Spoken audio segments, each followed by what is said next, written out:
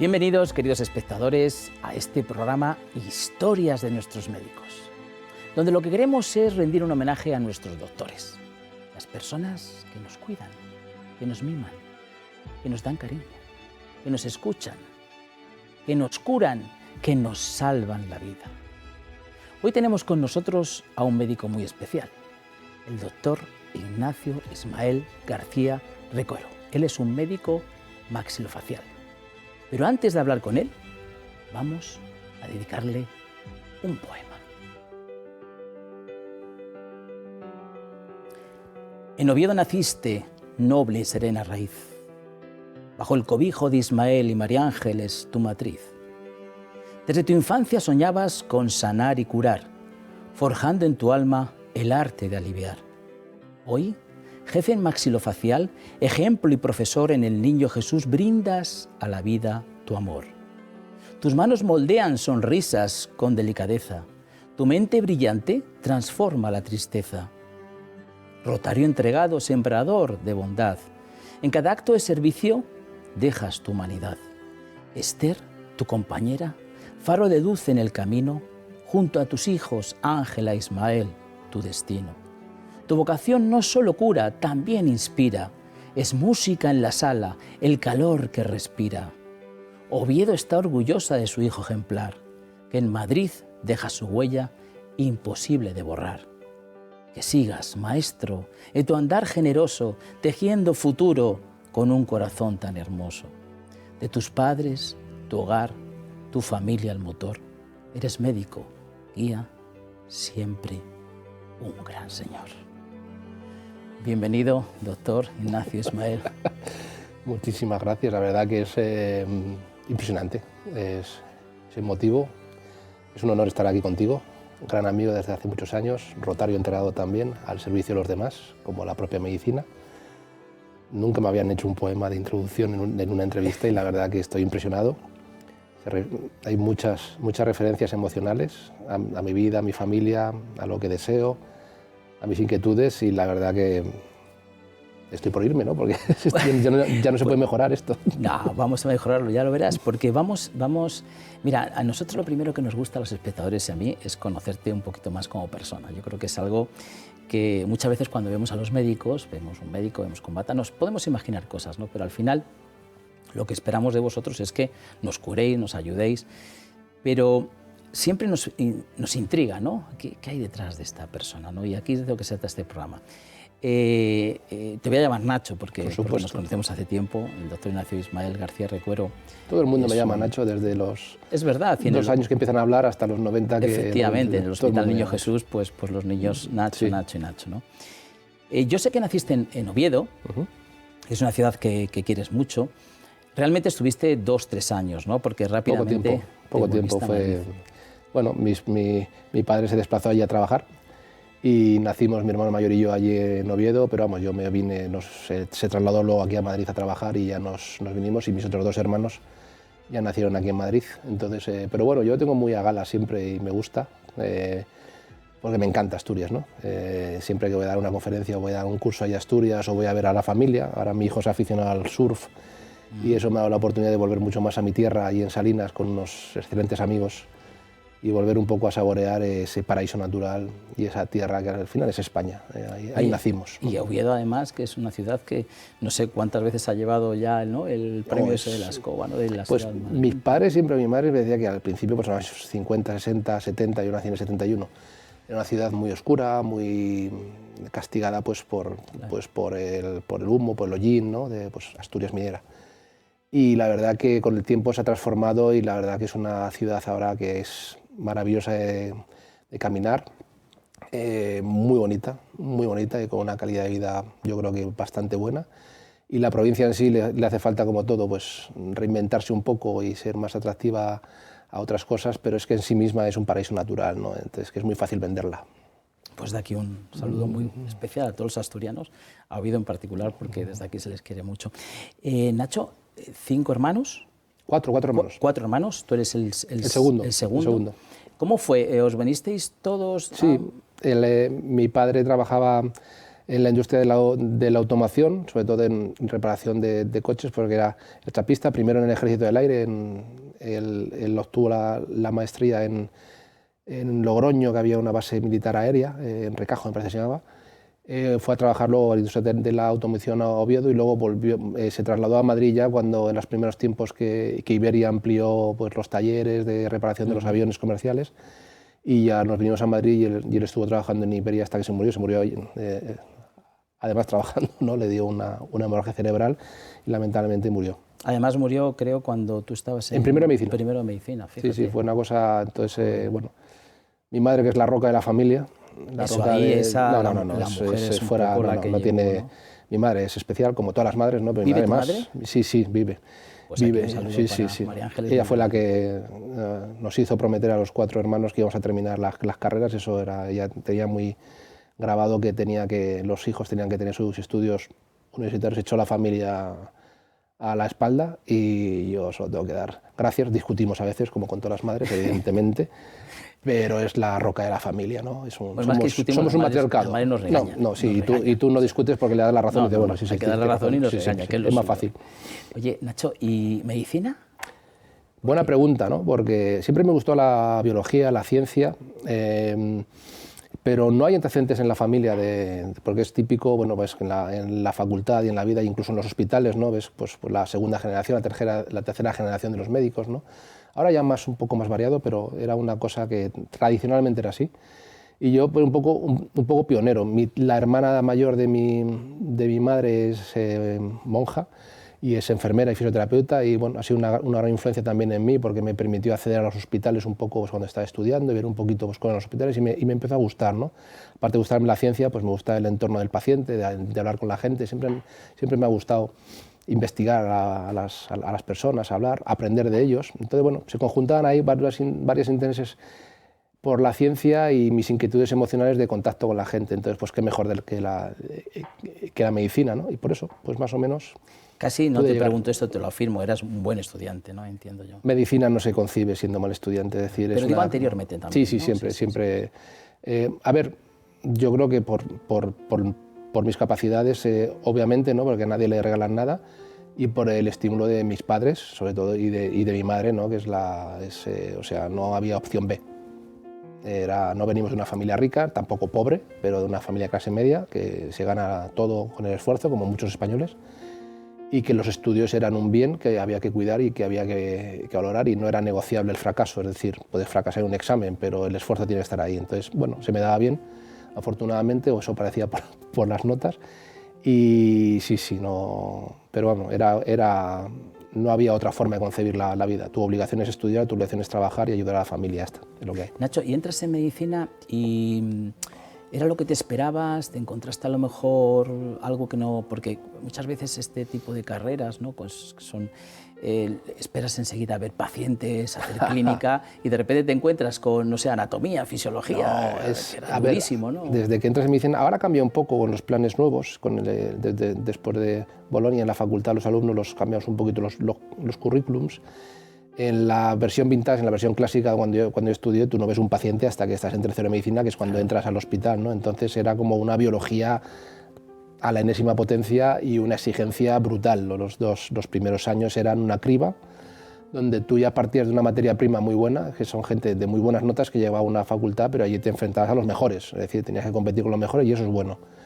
Entonces aquellos eran de pues, dormir de 5 o 6 horas y estudiar las otras 16, ¿no? Estudiabas en el metro, yo en el metro con el bocadillo, estudiabas, salías de la sala de anatomía, que yo era jefe de anatomía en la Autónoma, que era encima la más dura, era como West Point, ¿no? De la medicina, y bien que lo agradezco. Ahora voy como profesor ahí a dar cursos y la verdad que volver a casa siempre es bueno, pero te das cuenta de lo exigente que es y lo que tiene que ser. Es decir, la cultura del esfuerzo en medicina y en las carreras universitarias tiene que existir, o sea, no hay nada fácil, porque si no es mentira. Y luego tienes responsabilidad de tratar a los pacientes y tienes que ser el mejor desde el principio. Ese es el objetivo. Nacho, y tenías claro, porque hay algunos médicos que me dicen, yo quería ser, no médico, yo quería ser cirujano. ¿Tú tenías claro que la cirugía era lo tuyo? Eso surge luego, es decir, yo lo sabía desde la sala de anatomía, ¿no? Primero era un curso más básico, luego te metías en la sala de anatomía, empiezas a trabajar con los cadáveres, con los diseños, con las láminas de anatomía. Entonces ahí sí que me di cuenta, me gusta hacer cosas en el entorno manual. Siempre me ha gustado pintar, siempre me ha gustado hacer cosas con las manos y la cirugía era como se me adaptaba muy bien, ¿no? Sobre todo porque además veía que era donde más rápido pues, innovar cosas, pensar cosas, aplicar nuevos conceptos. Y bueno, creo que no me he equivocado. Algunos días lo pienso y digo, ¿yo por qué me metería en esto, no? Pero la verdad que el balance global es que es apasionante, ¿no? Y que se cuadra mucho con lo que yo quería. Fíjate que el poema te ha gustado. Espectacular, me lo tienes que dar. Pues verás ahora plasmado este poema en algo que creo que te va a gustar mucho más. A ver. ¿Quién tenemos aquí, Nacho? Esta es la base, este es el grupo duro, ¿no?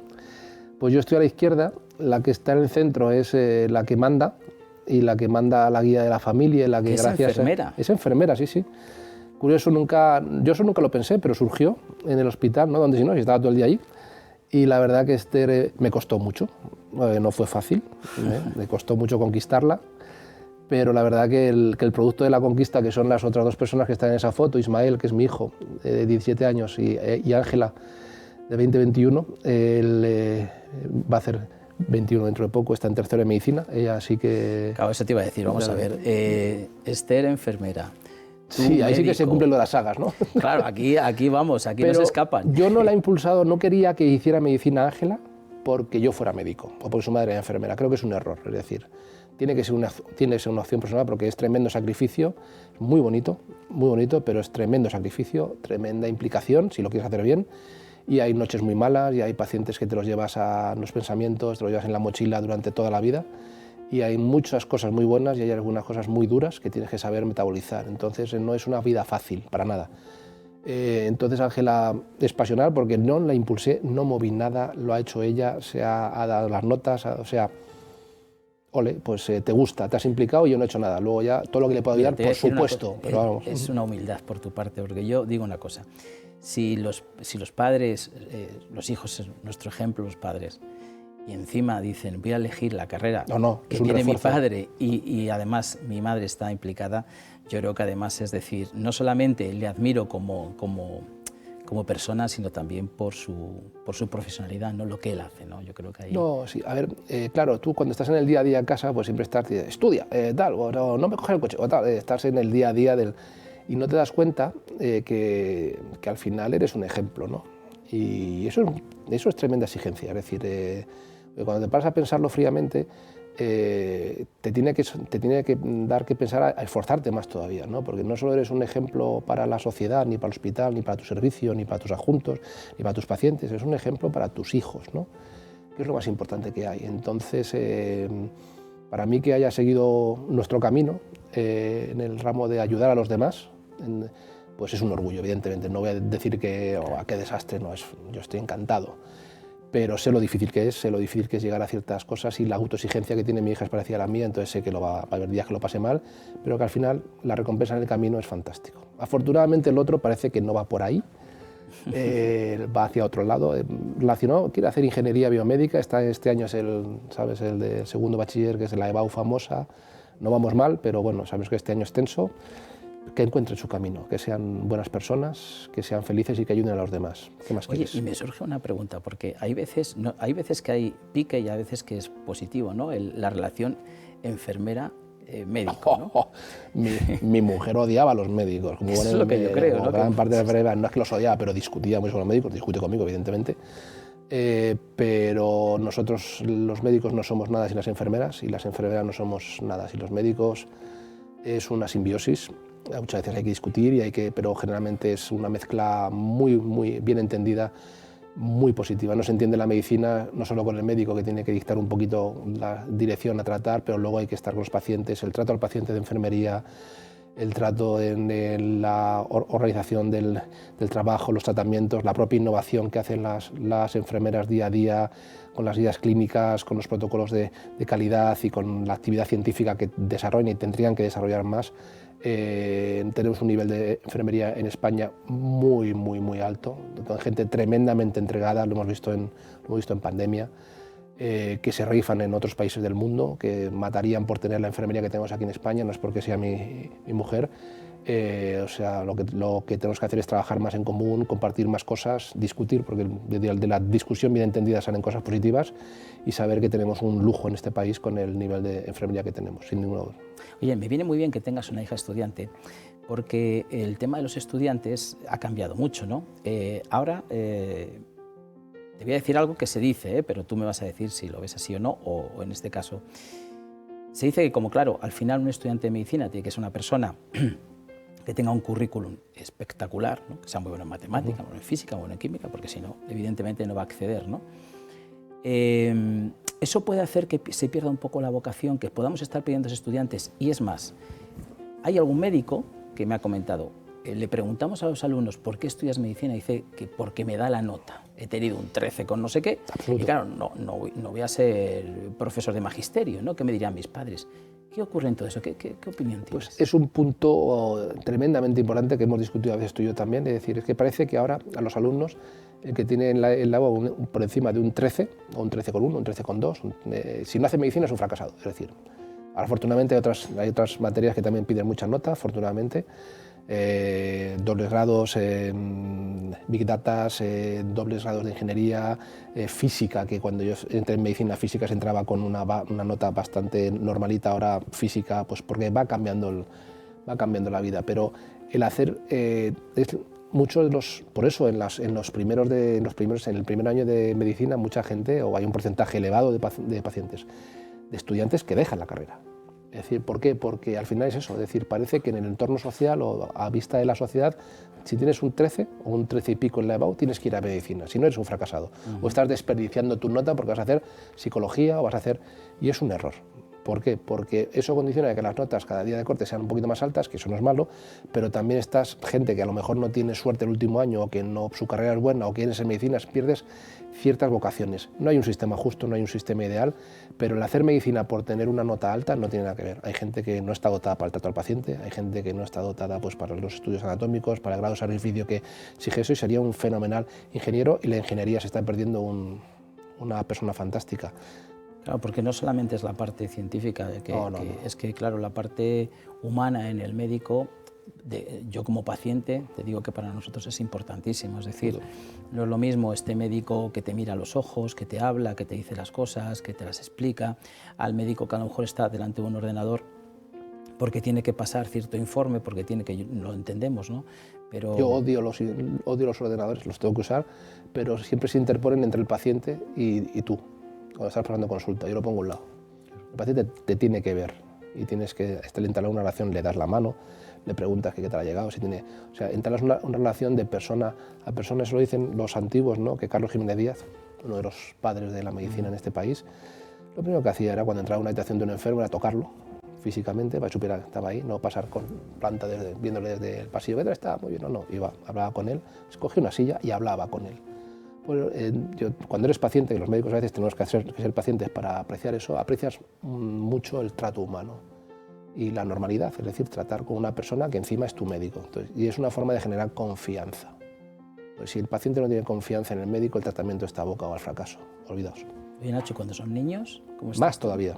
Más, ¿verdad? Más todavía. Yo por mi especialidad, sobre todo en el Hospital Público, en el Niño Jesús, es tremendamente exigente porque son los pacientes a veces más complicados, ¿no? Pero los más gratificantes de largo. Sacar un paciente pediátrico adelante, ponerle en la vía de hacer una vida completa, satisfactoria, con la mínima limitación o con ninguna limitación, es lo más gratificante. Le estás dando una vida, le estás dando una oportunidad que los pacientes mayores, los pacientes de cáncer, los pacientes mayores también son importantes y no significa que no tengan ese sentimiento, pero el poner a alguien en el camino correcto, ayudarle a encontrar su camino, ponerle en las mejores condiciones, no tiene precio, no tiene precio. Pero es tremendamente exigente porque no todos lo consiguen y esa es la parte mala del cuento. Y además, Nacho, tú te encuentras a 2 pacientes en uno, o a 3, o más. El niño, o más, pero como mínimo el niño y los padres, que se sienten más pacientes incluso que el niño, más afectado que el niño. Cuando empiezas a tratar niños lo ves desde el principio, es decir, tú como paciente adulto puedes tener tu médico, y es tu médico, tu oftalmólogo, tu cardiólogo, tu maxilo, tu cirujano, general. Es distinto cuando es el médico de tu hijo, Ya. Y eso cuando tienes hijos lo sabes. Tu médico es importante, pero es mucho más importante quién es el médico de tu hijo. Pues los que tenemos hijos lo sabemos. Entonces, por eso hay que ser mucho más exigente, hay que estar mucho mejor formado y hay que ser mucho más humano y saber manejar muchas sensaciones, relaciones. Tienes que ser a veces un psicólogo familiar, tienes que apoyar, tienes que a veces que poner ciertos límites. Es una labor más compleja yo creo que que los la adultos. palabra de exigencia es muy adecuada porque tú puedes adaptarte o aceptar ciertas cosas como paciente, pero con Tu hijo respecto no. a tu hijo no. No, ya decía Dios que quien hace bien a mi hijo me hace bien a mí, ¿no? Y en este caso yo creo que un padre, una madre que llegan con su hijo con un problema, que a veces os encontréis problemas pues muy complicados. Oye, Nacho, maxilofacial, ¿por qué? Cuéntanos qué es eso. Esa es la pregunta del millón. No, a ver, yo cuando acabé siempre supe que quería hacer cirugía. Me gustaba mucho también la cirugía cardíaca cuando estaba estudiando en Puerta Hierro. La cirugía de pulmón, menos la cirugía general, pero bueno, estaba muy enfocado y mucho la neurocirugía, pero la maxilo no era una especialidad demasiado conocida, ¿no? Entonces fue gracias a un amigo de mi madre, que era el jefe de odontología del hospital militar, Gómez Ulla, me dijo un día hablando allí cerca de casa de mi madre: oye, ¿por qué no investigas esta especialidad ya cuando estás en sexto de medicina? Está muy bien, está haciendo cosas muy interesantes. No es una especialidad muy... Pues la especialidad nació en la segunda parte del siglo XX, ya tenemos casi 70, 80 años. Y empecé a investigar y la verdad que me gustó porque es una especialidad muy amplia en cuanto a las prestaciones, que nosotros hacemos pues, la cirugía oral compleja, lo que no llegan o complementamos aquello que ya no hacen los dentistas, las reconstrucciones de los maxilares, la traumatología facial, la oncología de cabeza y cuello, la estética, por supuesto, las malformaciones, que es uno de mis grandes campos. Y luego colaboramos, que a mí me gusta mucho colaborar el tratamiento multidisciplinar pues, con neurocirugía, con otorrino, con oftalmología, con plástica.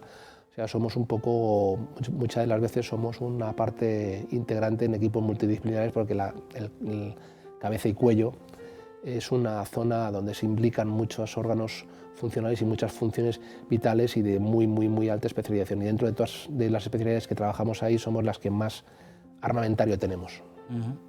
Has hablado del equipo. Fundamental. El equipo es fundamental. No sé si podemos ver sí, claro. una imagen a ver qué del equipo. Porque fíjate que el equipo, muchas veces conocemos solamente al médico, ¿no? Pero detrás de una persona que es el líder... Siempre.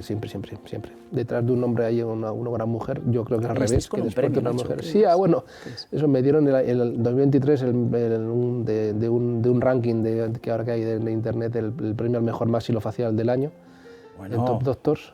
Y lo dices tan... No, bueno, porque no es un trabajo mío, que sí, pero es un trabajo del equipo. Este es con el equipo del Hospital del Rosario. Yo, como muchos médicos en España, trabajamos en los dos ámbitos, en el Hospital Público, en el Niño Jesús, y en el Hospital del Rosario, y luego en la Milagrosa también en Madrid. Y bueno, ahí están pues mi equipo, dos auxiliares, Consuelo y Habla, el doctor Bravin, gente joven a mi lado siempre, estimulador, y la doctora Caldona, pues adjuntos jóvenes, que yo he ido detectando el talento, ¿no? Que es una de las virtudes que tiene que tener un jefe, quien me interesa que vaya conmigo para sumar, y para que siempre me gusta que me pinchen en el buen sentido, que me instiguen a hacer cosas nuevas, y estas personas, Dofilis como Ana, como Mario, como el resto, como Tamara, como Víctor, pues tengo dos equipos grandes, tanto en pública como en privada, y son toda gente con muchas ganas, con gente joven, con ganas de aprender, con un equipo de auxiliares que se entrega a todos nosotros y sobre todo al paciente. El paciente es lo primero, aquí sí que es verdad, y la ciencia es o sea, tenemos que innovar todo el día, hacer cosas nuevas para hacerlo mejor siempre. Y esta gente es lo que me da ese soporte y me permite irme a mí a aprender, que todavía tengo que seguir aprendiendo mucho, o a dar conferencias, y se quedan con los pacientes, que alguien tiene que estar pendiente. Y fíjate que nosotros, al no ser que nos hayan operado, que hemos estado en una sala, pero no hemos visto qué pasaba, lo que vemos es en las películas, ¿no? Y en las películas lo que vemos es una persona que es, digamos, el importante, ¿no? El médico el que está, pero que es que cualquier gesto que hace, cualquier cosa, todo lo entienden. Eso va así, es tan... No, conocen tanto. Sí, a ver, Nosotros yo he defendido mucho el trabajar siempre con tu mismo grupo, con alguna variación, desde el celador, que es el que traslada y el que te ayuda a montar un poco toda la infraestructura de quirófano, la enfermera prepara todo, es la que te ayuda, el instrumentista, tu equipo, el anestesista también, que es muy importante, que sepa la cirugía que va a hacer, cómo lo vas a hacer, y muchos de los gestos que se ven en las películas, que a veces son reflejo de la realidad, otras veces no, son automatismos, es decir, es que yo a mi enfermera, a mi instrumentista, que en muchos de los casos encima es mi mujer, yo no tengo ni que decir lo que cuando extiendo la mano ya sabe lo que le voy a pedir porque está pendiente del campo y sabe cuál es el siguiente paso. Mis ayudantes o cuando yo estoy ayudando ya sabemos lo que va a hacer el otro. ¿Por qué? Porque va en automatismo, genera más confianza, vamos más rápidos, menos tiempo en quirófano, menos inflamación, menos dolor, menos complicaciones. Entonces, eso solo lo da trabajar con tu mismo equipo. Es uno de los hándicaps que tenemos en los hospitales públicos. En el Niño Jesús sí que desde que llegué yo hace 5 o 6 años sí que hemos cambiado un poquito en eso. Ya tenemos nuestros equipos más o menos montados que tienen cierto grado de permeabilidad porque es un hospital público, hay que atender a muchas especialidades, pero sí hemos conseguido conseguir esos grupos de trabajo que son fundamentales a la hora de dar los mejores resultados. Nacho, me vas a permitir, vamos a hacer una pequeña parada para ir a publicidad, pero antes les quiero comentar algo muy interesante. En la actualidad se conocen más de 200 enfermedades reumáticas diferentes, todas con sus nombres y apellidos. Hablamos de patologías relacionadas con los dolores y molestias del aparato locomotor, tratadas por médicos reumatólogos que se encargan de su diagnóstico y tratamiento, a diferencia de los traumatólogos que se centran en su tratamiento quirúrgico y ortopédico. El dolor y la inflamación en las articulaciones y la incapacidad funcional son los síntomas más frecuentes de estas enfermedades que desgraciadamente no tienen curación, pero que casi todas tienen un tratamiento eficaz para mejorar la calidad de vida de los pacientes. El Instituto de Salud Osteoarticular ARI, que es del que queremos hablar, es todo un referente en esta especialidad. Se ofrece medicina individualizada orientada a que el paciente reumático cure su enfermedad o aprenda a gestionarla eficazmente. Y lo hacen desde la empatía, la escucha activa y tiempo de calidad con profesionales de primer nivel que abordan un tratamiento terapéutico holístico de 360 grados con médicos, nutricionistas, psicólogos, fisioterapeutas, monitores de pilates, de yoga, de marcha nórdica, entrenadores personales. En ARI son pioneros en tratamientos ortobiológicos y medicina regenerativa para artrosis y otras enfermedades reumatológicas, y también en medicina de precisión, trabajando con proteomiómicos para predecir riesgo de enfermedad y con tratamientos a la carta. Tenemos más información en el instituto ari.com y en un teléfono 91 0609 568. Repito, 91 0609 568. Y ahora sí, nos vamos a publicidad.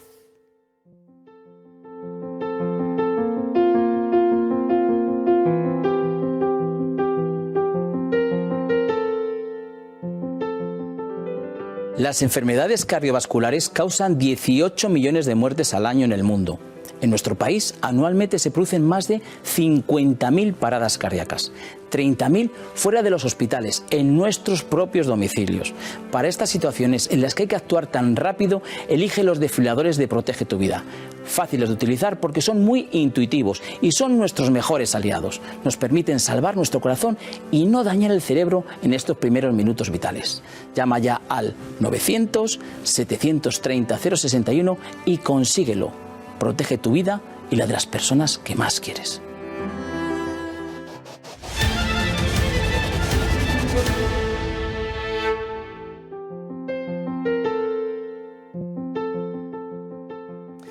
Bueno, pues aquí estamos de vuelta, queridos espectadores, en esta historia de nuestros médicos, donde estamos con el doctor Ignacio Ismael García Recuero, que nos está contando cosas interesantísimas. Nos hemos quedado en la parte de maxilofacial. El maxilofacial que nos ha explicado, cuéntanos algún caso maxilofacial así que nosotros podamos ver, que lo veamos más, yo qué sé, más... Bueno, de todas las disciplinas que hacemos, quizás lo que más llama la atención es, pues, por ejemplo, típica en España, pues la gente que no tiene una buena proporción facial o que tiene una maloclusión, es decir, que la mandíbula no ocluye bien con el maxilar y quiere cambiar esa forma de ocluir y aparte su estética, ¿no? Su forma, su cara, que es tarjeta de presentación en la sociedad, no solo social, sino laboral, la parte de hablar bien, comer bien, deglutir bien. Entonces, nosotros una parte importante de nuestra especialidad es la cirugía ortognática, que se llama, es morder bien o tener unas buenas proporciones faciales. Entonces nosotros, sin incisiones en la cara, todo por dentro de la boca, ya con cirugía personalizada, con cirugía asistida por ordenador, con modelos tridimensionales, con sistemas informáticos y con ya materiales con placas y tornillos para poner los huesos de la mandíbula y del maxilar en su posición. Ya incluso diseñamos las placas para esos pacientes, o sea, tú necesitas un movimiento tal, vas a tener tu placa, es una tecnología cara, pero que ya en nuestro día a día, ¿no? Nuestra especialidad es puntera en el desarrollo de todas estas nuevas tecnologías, no solo en cuanto a los implantes, osteosíntesis, sino en sistemas de navegación, cirugías asistidas por ordenador, realidad aumentada, y ya estamos un poco haciendo cosas con inteligencia artificial, ¿no? Que es lo que viene, lo que está aquí ya, ¿no? Para cirugía ortognática, para traumatología, para oncología y sobre todo para malformaciones, pues, labios leporinos, alteraciones en el crecimiento del cráneo, etc. En maxilofacial, Nacho, ¿ha habido una evolución? O sea, ¿ha habido absoluta. En tu tiempo, por ejemplo, de profesional? Sí. Yo creo que en todas las ramas de la medicina, en todas las disciplinas, pero maxilo es una de las más jóvenes, es una de las más innovadoras, es decir, otras especialidades más troncales como trauma, bueno, les cuesta un poquito, se van adaptando un poco más a toda esta tecnología nueva, y ya están muchos de ellos, de navegadores, de cirugía personalizada, de prótesis customizadas, de pacientes específicos, de implantes específicos para pacientes. Yo cuando empecé, en el principio del siglo XXI, pues los materiales con los que trabajamos no eran malos, pero no eran los que tenemos ahora. La tecnología con la que planificábamos los casos, pues ahora mismo lo hacemos todo con sistemas virtuales, y yo las primeras ortognáticas que me refiero eran con seguetas y con papel cebolla, ¿no? Y funcionaban. Pero ahora es como cosas que pensábamos que iban a llegar en otro siglo, las tenemos innovaciones año a año, ¿no? Y lo que viene es apasionante. Es apasionante porque además, tú lo has comentado, la inteligencia artificial, ¿cómo...? Eso va a cambiar mucho. Sí, a ver, su aplicación a la cirugía es más en el planning, es decir, en el planning, en el entrenamiento, en el diseño de tratamientos. En el acto quirúrgico en sí quizás no, va a ser una ayuda, pero están por venir muchas cosas. Estamos al principio de una era, de la era de la medicina personalizada y de la medicina regenerativa, es decir, usamos ahora muchos materiales que dentro de poco a lo mejor son tejidos vivos, que diseñamos nosotros basados en algoritmos. La inteligencia artificial se está aplicando ya mucho en las técnicas de imagen. Antes teníamos que hacer una resonancia de 1 hora o 3/4 de hora para sacar una información X, y ahora se reducen los tiempos porque ya vamos a buscar en los cortes lo que tenemos que hacer, con lo cual eso reduces el tiempo en hacer una resonancia ahora a menos tiempo y haces 3. Con lo cual, y en el quirófano pues va a ser cirugías que antes eran de 10 horas, pues las vas a acabar en 3, y los resultados van a ser incluso mejores. Los diseños de los materiales que vas a usar van a influir también, o sea, se van a acortar mucho los tiempos, se van a mejorar las calidades, y el tratamiento global a los pacientes va a ser brutalmente mejor, sin ninguna duda. Y nos va a exigir más a nosotros, además. Claro, es que no va a ser que opera solo la máquina, no. No, más a vosotros. Más claro. exigente a nosotros, porque tú tienes que saber ya muy bien, tu técnica tiene que ser perfecta. Claro, es que fíjate que yo creo que medicina, no sé si habrá otra profesión, me costaría pensarla, que tú acabas tu carrera, empiezas a ejercer, y si tú te ves 20 años después, lo que estabas haciendo, no estás haciendo nada lo que estabas haciendo. Sí, innovación. Por eso cuando nosotros hablamos de los médicos y hablamos no solamente del tiempo que dedicáis a atender a los pacientes, a operarles, a curarles, sino es el tiempo que hay que dedicar a estudiar todo lo que viene. El que piense que está haciendo medicina y ha parado de estudiar, o no vuelve a coger un libro o un artículo, no vuelve a ir a un congreso, no vuelve a hacer un curso de formación, está tremendamente equivocado, porque aquí no se para de estudiar nunca. Afortunadamente es estimulador. Yo, aparte de dar muchas conferencias y muchos cursos, no solo en España sino en el resto del mundo, los cursos me sirven para preparar mejor mis charlas, mis actividades, y para seguir estudiando, y lo que me queda, afortunadamente. No se para nunca, aprendes de los pacientes, aprendes de tu equipo, aprendes de la literatura, aprendes de otros profesionales, de colegas de otros países, y todo lo vas involucrando, y eso te permite, al final de todo esa suma, es que el tratamiento final al paciente es de mejor calidad. Y el que no esté en ese rol, que se olvide. Nacho, no sé si nos podías contar, no sé, alguna anécdota, algo que nos puede parecer, no sé si curioso, porque nosotros no conocemos lo que ocurre el día a ¿no? día, sobre el niño. ¿no? El día a día es sorprendente, sobre todo cuando tratas, con los adultos también, pero sobre todo cuando tratas niños es sorprendente. Pues mira, hace poco operamos a una niña que venía de otro país, venía de Perú, me parece que era, con un tumor, una niña pequeñita, una niña de 4 o 5 años. Venía ya intentada operar, no operada en otro país, con radioterapia, sin dar, bueno, un poco, y venía un poco pues para última estación a ver qué pueden hacer, ¿no? Y la verdad que bueno, pues hubo que hacer una cirugía bastante complicada, bastante seria, en el Hospital del Niño Jesús, con colaboración pues con todo el equipo, con oncología, con pediatras, con anestesiologías, con un amigo mío, otorrino también, porque esto si no lo tratas en equipo no tiene ningún sentido, y salió bien, y esta niña está viva y es encantadora. Entonces hace poco vino el padre y me lo crucé por el pasillo. El hospital es un poco vintage, ¿no? Porque es un hospital antiguo y es un pasillo muy grande, entonces es como una calle de pueblo que te vas encontrando con los pacientes, con tus compañeros y tal. Y me dicen, doctor, y yo, hombre, ¿qué tal? Y pues nada, y me sacan un niño de un capazo y dicen, no, y este es nuestro nuevo hijo, han tenido un niño aquí. Y digo, pues muy bien, y se pone, le hemos puesto Ignacio. Digo, anda. Y digo, yo me quedé así, se te ponen los pelos como escarpias, ¿no? En agradecimiento y tal, y digo, pues mira, ya con esto está pagado todo, ¿qué vas a pedir más? Es verdad. Ya está. Yo creo que no puede haber. No, ya está, está hecho. Esto es lo que te da la medicina, los días buenos, ¿eh? Algunos hay malos, pero generalmente son buenos. Oye, Nacho, el Hospital Niño Jesús, he tenido la suerte de conocerlo. Lo digo la suerte porque tú hay algunas plantas, ¿no? Donde está ¿cómo se llama? La Fundación Aladín. Sí, bueno, hay plantas determinadas, ¿no? Que es de acá, ¿no? A ver, un poquito el hospital. El hospital es un hospital paradigmático, ¿no? Es donde nació la pediatría en España, es patrimonio nacional el edificio, es un edificio que merece la pena visitarlo como museo, como es precioso, ¿no? Al lado del Retiro, y de pues cerca de 150 años, ¿no?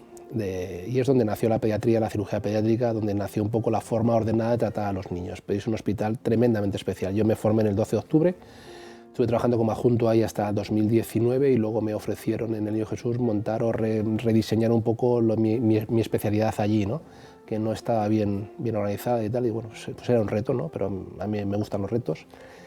Y la verdad era llegar como trasladarte cuando entras a un hospital del siglo XIX, ¿no? por la entrada, con todo como está, y entras, y además en la entrada por una cosa muy curiosa, que es Asilo y Hospital Niño Jesús, nació como casa de acogida a niños, sí, es muy curioso. Y luego entras, y la verdad que el hospital entras y ya nada más entrar y ya ves un hospital moderno, que todo lo que es fuera no se puede tocar mucho y lo de dentro sí. Y es un hospital que acepta y que está muy involucrado con las fundaciones que de forma altruista aportan dinero, patronos, para reformar el hospital, porque si no es muy caro, no hay dinero, es el dinero que hay, y gracias a las aportaciones de la consejería, obviamente, y si no sería imposible, y de los patronos, pues es un hospital que va añadiendo salas, añadiendo innovaciones, nuevos materiales, y tú ves el hospital ahora, y es un parque, ¿no? Cada ala está patrocinada por una fundación aladina, juegoterapia, mucho para los pacientes oncológicos, y hay un proyecto también que se hizo de animación en los últimos años, que es como que el Retiro invade el parque, entonces ves como las ramas, sí, es bastante curioso, es un hospital que tiene mucha vida dentro, ¿no? Es un hospital para los niños. Hospitales infantiles hay muchos en España y en el mundo, pero son dentro de hospitales para adultos, es decir, es la parte pediátrica del Hospital de la Paz, del 12, de otros. El Hospital Niño Jesús es el hospital de los niños, y para los niños. Entonces, siempre en los últimos años ha estado en un proceso de cambio y de reforma y tal, pero ahora mismo está como en una caja contenida que a punto de explotar, porque necesitamos que nos hagan el hospital nuevo, que tenemos ya los terrenos atrás, y la consejería está ahí empujando, pero a ver si le pega el empujón definitivo ya de una vez, y nos empezamos la obra para hacer ya el vaso de expansión, que sería un hospital nuevo para tratar mejor a los pacientes e incorporar ya mucha más tecnología y mucho más espacio, ¿no? Porque ahora mismo estamos como una lata mejillones ahí a punto de que... y va muy bien y funciona muy bien, pero la verdad que es apasionante. El hospital en sí es una historia para varios programas. Pues desde aquí vamos a hacer, no sé si alguien nos escucha Ahora nos verá que pueda hacer algo porque Sí, esto...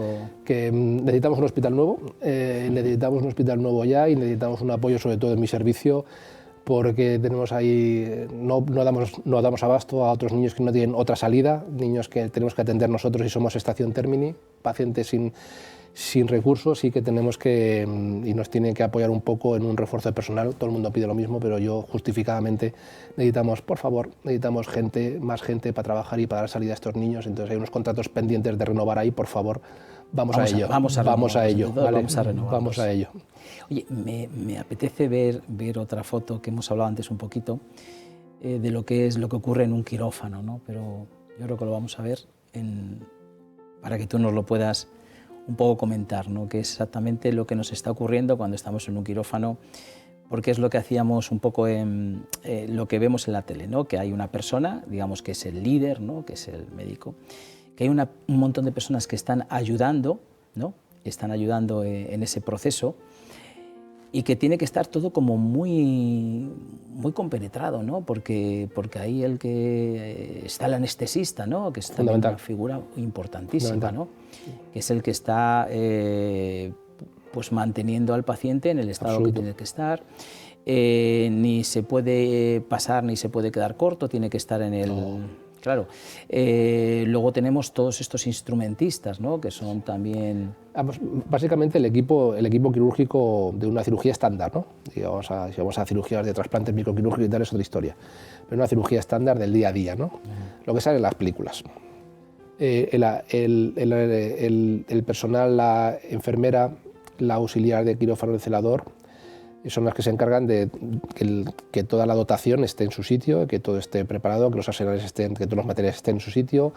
El anestesista se encarga de evaluar antes del quirófano a los pacientes, ver que están en condiciones para ser anestesiados, dormidos, por decirlo así, que no hay ningún otro problema, y luego de mantener ese paciente en constantes vitales y en vida y bajo control, eventuales sangrados, problemas, para que nosotros podamos hacer la cirugía y despertarlo, evidentemente, y que vaya a la recuperación y mantener luego el control en el posoperatorio, pues para que la recuperación sea buena.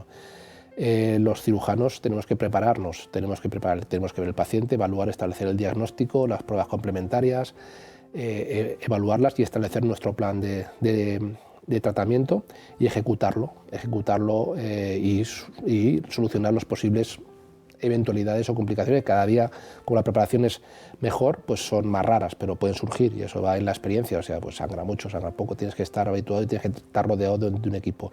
En equipos ya que llevan mucha experiencia está el automatismo, que no tienes ni que decir muchas cosas. O sea, todo el mundo sabe perfectamente cuál es su labor. Antes de empezar cualquier tipo de procedimiento se hace un checklist, como en los aviones, flaps, ruedas, nombre, diagnóstico, si es un lado u otro, si tenemos todo el material, están todas las cajas, o sea, es un proceso, lo que el paciente no ve, lleva un trabajo oscuro que es necesario y es imprescindible, ¿no? Cada día más. Y luego ya cuando estés en el acto quirúrgico tú tienes que ser absolutamente preciso, absolutamente entrenado, absolutamente automático en algunas cosas y saber improvisar cuando tienes alguna complicación que a veces ocurre. Oye, Nacho, no sé si estoy confundido, no, tú me lo corriges. Es muy difícil que una persona se muera en un quirófano. Muy complicado. Es muy complicado. Puede pasar, pero cada día es más raro. Claro, porque tenéis unos medios, a lo mejor se puede morir luego en la UBI, ¿no? Que pueda haber una infección o algo, pero en un quirófano, ¿verdad? Es complicado. Es raro, es raro. Puede pasar, es decir, en cirugía programada es raro. Es la excepción que confirma la regla, porque cada día está más controlado y cada día se hacen más pruebas y estamos mejor preparados los cirujanos y los anestesistas y los intensivistas como para manejar cualquier tipo de eventualidad. O sea, nadie, si vas a una cirugía, ya no se van a cirugías a vida o muerte. Eso es muy raro, ¿no? Salvo que sea un trauma, es decir, viene un trauma, una puñalada, cuando estás de guardia, un disparo, o lo que, pues es que lo que tienes que... y eso se va fuera de la norma. Pero en cirugía programada, estándar, es raro. Puede pasar, evidentemente. Mortalidad cero no hay nunca, pero la idea es tender a la mortalidad cero. Puede haber gente ya muy mayor, con mucha patología, con otros condicionantes, se pueden morir porque no superan el periodo posoperatorio. En el quirófano es más raro, puede pasar a veces, pero tiene que ser la excepción. Eso en los adultos y en los niños es impensable. Puede ser, eso sí que es la excepción de la excepción de la excepción. O sea, los que hacemos también cirugía pediátrica sabemos que no hay lugar para la mortalidad. No debería haberla, a veces la hay, pero muy, muy, muy, muy, muy raro, muy, muy, muy, muy raro. Y en tu especialidad, en tu profesión, no sé si a veces a las operaciones, en este caso algún paciente, se genera unas expectativas diferentes, ¿no? Porque reconstruyes. ¿Puede ocurrir esto? Absoluto. ¿Cómo gestionamos? Es muy difícil, eso te lo va enseñando la vida de los pacientes y los propios pacientes. La información es información siempre antes de los procedimientos. Hay una frase muy nuestra de los cirujanos que es información antes de los procedimientos es información, información después de los procedimientos a veces suena un poco a excusas, ¿no? Hay que, sobre todo en casos de que se mezcla la estética, el requerimiento estético, que es un requerimiento, hay que balancear mucho con el paciente cuáles son las expectativas reales y lo que tú le puedes ofertar y dejarte un margen ahí un poco para un lado y para otro, ¿no? Nos pasa a todos que los pacientes a veces por no pedir más información o por no explicar nosotros bien los tratamientos creas unas expectativas, sobre todo en pacientes de estética, que luego si no se realizan dan problemas de relación o de resultados insatisfactorios. Entonces yo soy muy con mi equipo somos mucho de hablar y volver a hablar y perder mucho el tiempo entre comillas hablando y explicándolo y enseñando fotos, enseñando el planning y que ya cuando ya todo el mundo vemos que lo ha entendido perfectamente, pues se van a casa y les dejamos siempre la puerta abierta. Si tienes alguna otra duda, por favor, medios electrónicos, mail, nos contacta. O sea, tiene que entrar absolutamente convencido y con unas expectativas reales, porque la frustración después de los tratamientos es muy difícil de manejar. Nos pasa cada vez menos, pero nos pasa a veces con los pacientes de alto requerimiento estético, ¿no? Y todo lo que va en fase o sea, alrededor de esa operación quirúrgica, ¿no?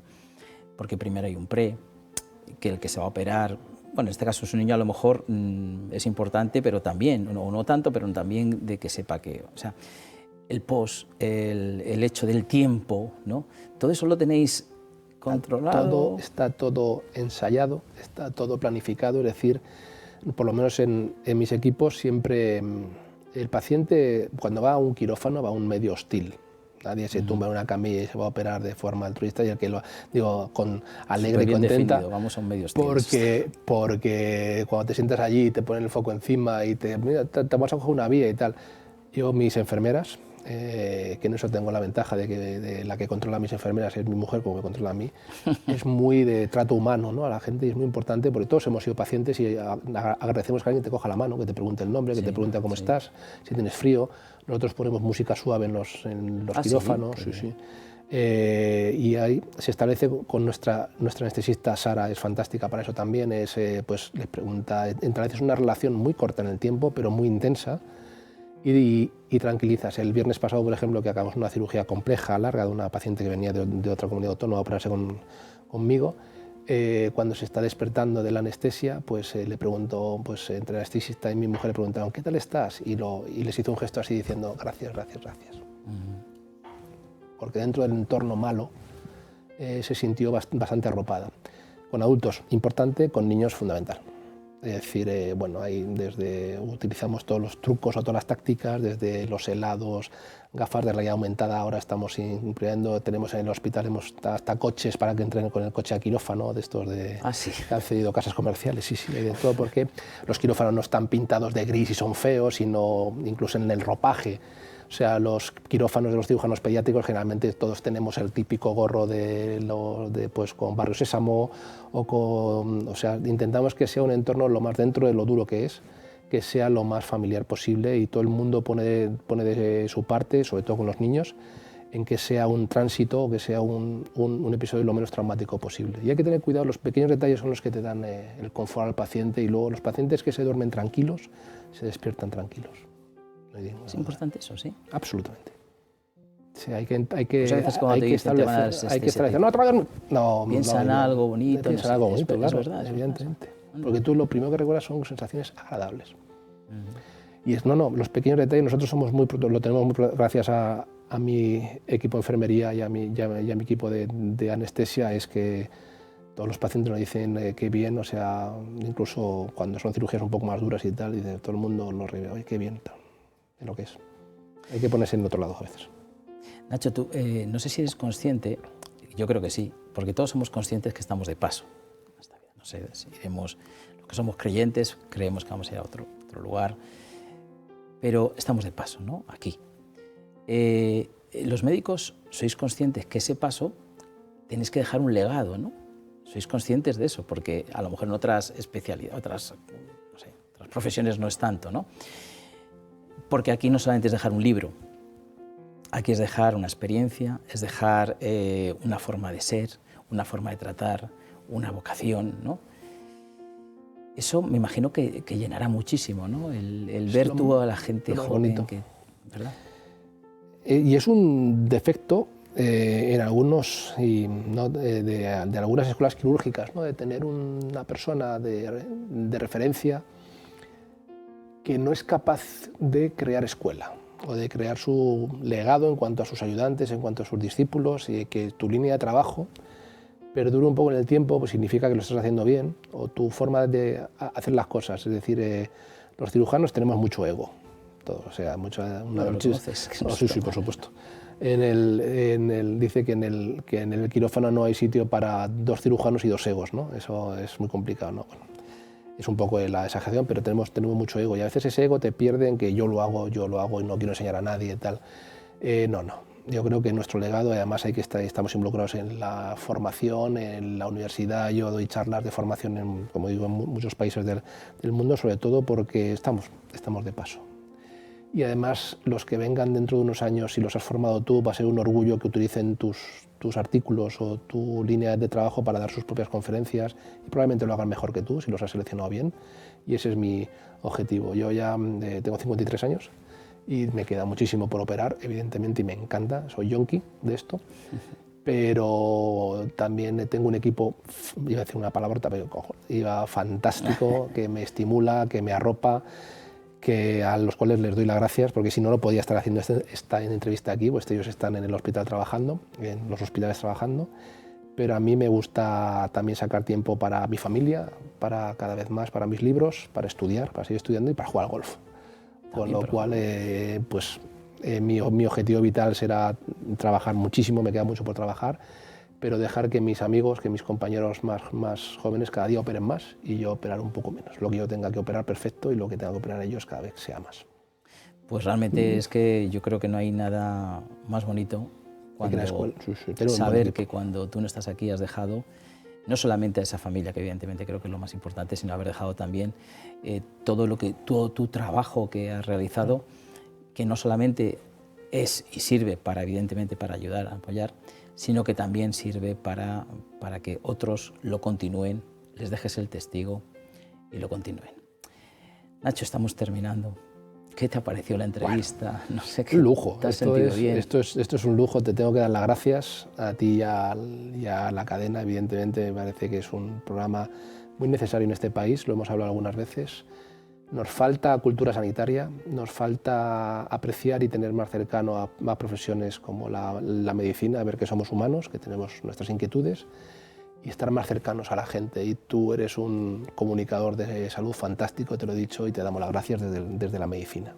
Te lo agradezco mucho.